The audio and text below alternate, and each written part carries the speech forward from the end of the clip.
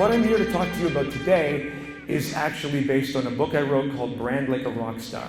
And the idea is pretty simple. Lessons from rock and roll to make your business rich and famous. What can we possibly learn from a bunch of recovering drug addicts, and some of them not recovering very well? How can they possibly teach us anything about business? What I love to do is entertain and engage and inform and educate in a way that people don't even know it's happening. Great brands provide their customers with more than customer service.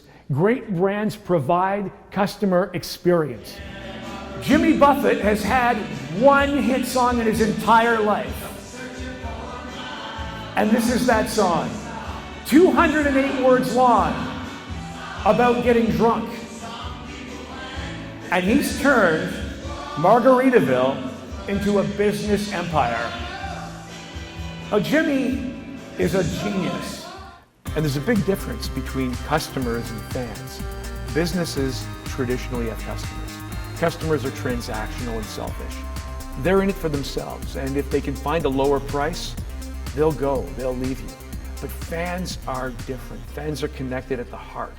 They make irrational decisions. Who here has planned a trip around a festival or a concert? Of course, like almost everybody has. Almost everybody's booked a plane ticket, a hotel room, spent money that would otherwise go towards their children's education to see their favorite band. This phrase is incredibly important. The risk of insult is the price of clarity. In other words, for me to be clear about what my business represents, what it stands for, I have to accept that you might not like me. Unfortunately, almost every business wants everyone to like them. And as a result, we water down our products. Great businesses have to be brave enough to stand out and be noticed. For example, Taylor Swift. Taylor's an artist who builds her fan base one by one. She's one of the biggest stars on the planet, yet she treats her fans like individuals backstage, and when she meets them, she gives them everything she's got and builds one-on-one her customer base. Now, a lot of people didn't like Kiss. I remember growing up, I'm 49, so I grew up in the late 70s. I remember Kiss and how much they scared me.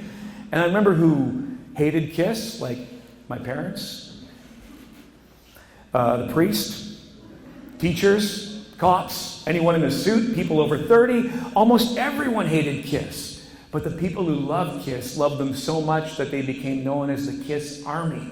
Think about AC/DC songs over the years. Go through, if you have time, go through their albums and their CDs and look at the song titles. There are no songs about the plight of starving children in the third world.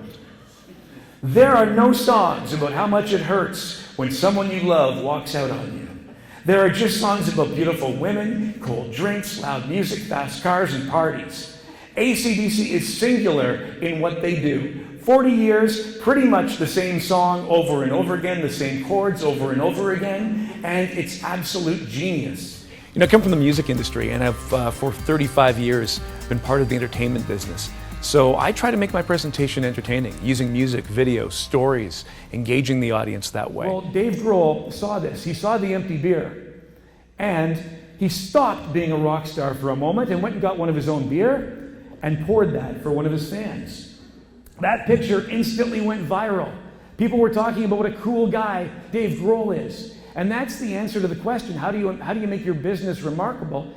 You do something remarkable. What's cool about the idea of connecting music and business is that minds get opened by the music, and the lessons of business are just kind of, just transferred because the mind is wide open.